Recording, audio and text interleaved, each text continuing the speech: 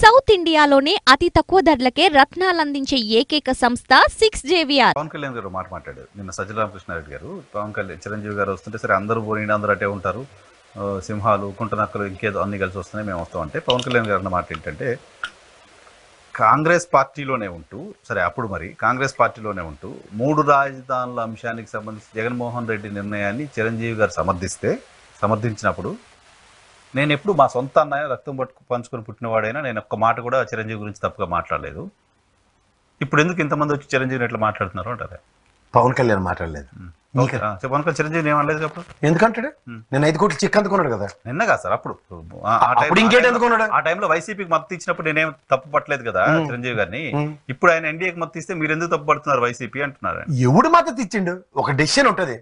ఇప్పుడు ఈ జయప్రకాష్ నారాయణ ఉంటాడు ఖాళీ కూర్చుని, ఏది పడితే దానికి తగుదనమని మొత్తం ఐదులో ప్రతిదానికి మాట్లాడుతూ ఉంటాడు. అలాగే చిరంజీవి కూడా పని పాటు ఏటి లేకుండా ఒక్కొక్క పార్టీ తీసుకున్న decision as an individual you can praise it, but when he's giving a deliberation on behalf of party is wrong. ఇప్పుడు సర్దార్ పటేల్ గారు ఉన్నారు సార్, ఆయన కాంగ్రెస్. మీకు 2 విషయాలు చెప్పనా. ఓ సర్దార్ పటేల్కి హైదరాబాద్ టాస్క్ ఇచ్చారు, హైదరాబాద్ సంస్థలను విలీనం చేయమని. ఈ శ్యాంప్రసాద్ ముఖర్జీకి కాశ్మీర్ విలీనం చేయమని చెప్పారు. వీళ్ళిద్దరు పని ఎలాగుందో చూసారు కదా. ఇలా హైదరాబాద్ ఏమైనా పొరపాట్లు ఉన్నాయా? కాశ్మీర్కి ఇప్పటికి కూడా జుట్టు పీక్కుంటున్నాం. ఇదేట్రా బాబు అని ప్రశ్నించగానే లటక్కని వచ్చి సొంత పార్టీ ఎట్టాడు. అలాగే ఈయన చిరంజీవి కూడా ఇలాంటి పని ఏదైనా చేస్తే అప్పుడు మాట్లాడదాం. ఈ 2 పడవల ప్రయాణం, అనిశ్చితి, ఆందోళన, స్వార్థం, తపన, నీకు నీ అన్న ఎందుకు మాట్లాడలేదన్నది నీ బుర్ర తక్కువతనం. చిరంజీవికి సంబంధించిన ఇష్యూలో పవన్ కళ్యాణ్ గారు నేను ఇంకో మాట్లాడింది, అదే ఇంతకుముందు మనం మాట్లాడుకుంటున్నాం కదా. రాజధానులకు సంబంధించి జగన్మోహన్ రెడ్డి గారిని ఆయన సమర్థించినప్పుడు ఎందుకు వైసీపీ నాయకులు బాగుంది, ఇప్పుడు ఎందుకు ఆయన ఎన్డీఏకి మద్దతు ఇస్తే బాగాలేదు? ఇప్పుడు ఒక్కొక్కరికి ఒక దృక్పథం ఉంటుంది సార్. ఇప్పుడు చిరంజీవి అనే ప్రాస్పెక్ట్ ఆఫ్ పార్టీ లైన్ అని కాకుండా ఒక 3 రాజధానులు అంటే డీసెంట్రలైజేషన్ కి అతనికి వ్యక్తిగతంగా లైక్ చేయవచ్చు. But being a part of parcel of party, ఇవాళ కాంగ్రెస్ పరంగా ఎన్డీఏకి సపోర్ట్ చేయడం. కాంగ్రెస్ పరంగా కదా, ఆయన వ్యక్తిగతంగా ఇచ్చిన పిలుపు దీన్ని ఎందుకు చూడలేదు? మరి వ్యక్తిగతంగా 3 రాజధానులకు సపోర్ట్ చేయమని చేసినట్టే. ఇప్పుడు ఇదే సార్, మీకు మళ్ళీ మన మాట చెప్తా. ఇప్పుడు మీకు ప్రజలకు అర్థమయ్యే భాషలో చెప్తాను. మన ఇద్దరం ఒక ఇంటర్వ్యూ చేసి అన్ని ఛానల్లో వేసాం. ఈ హ్యాన్ లోగో తీసారా లేకపోతే ఎవరి లోగోతో వేసాడా కదా. దీనికి ఈహా పరంగా మీకు ఏమైనా అప్రహెన్షన్స్ ఉన్నాయా? లేవు కదా. అలాగే మీ లోగోని వేరేవాడు వేస్తే స్ట్రైక్ వేస్తారా? ఏరా. అలాగే పార్టీ అధిష్టానం అన్నది ఒక లైన్ ఉంటుంది. మన పార్టీకి సంబంధించిన మన పొత్తులో ఉన్న పార్టీలు, ఇప్పుడు ఈ లొకేషన్ ఈ పవన్ కళ్యాణ్ ఎగేసుకుని అక్కడ గవర్నర్ గారికి, పాత గవర్నర్ గారికి సపోర్ట్ చేయడానికి ఇక్కడికి వెళ్ళి ఎన్డీఏ తరఫున ప్రచారం చేస్తారా, కాంగ్రెస్ తరఫున వెళ్ళి ప్రచారం చేస్తున్నారా?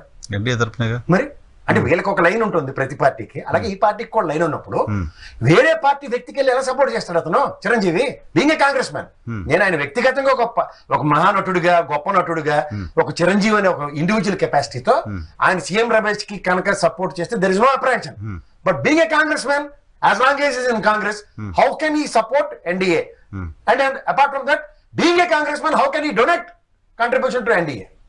ఒక ఇండస్ట్రియలిస్ట్ అనుకోండి సార్, రిలయన్స్ 500 కోట్లు 1000 కోట్లు కాంగ్రెస్ కి అందరికీ తగలెడతాడు. అలా ఈయనకి తగలెట్టేదానికి పిల్లికి కూడా బెచ్చం పెట్టరు. అది అందరికి తెలిసిన విషయమే. ఎలా? సో టెక్నికలీ కదా. సందిగ్ధం ఏంటంటే అసలు ఆయన కాంగ్రెస్ రిజైన్ చేశారా లేదా అనేది బయటకు రావాలి. రిజైన్ చేయలే, అది మనకు తెలియదు కదా. బయట చెప్పలేదు. ఇది పబ్లిక్ డొమైన్ సార్. మీకు ఒకటి చెప్తున్నాను, రాజకీయాల్లో వ్యక్తులు ఇండివిజువల్ కెపాసిటీతో ఉండరు. They carry tax as a Congress or BJP or Telugudesam or YSRCP. They need to be responsible.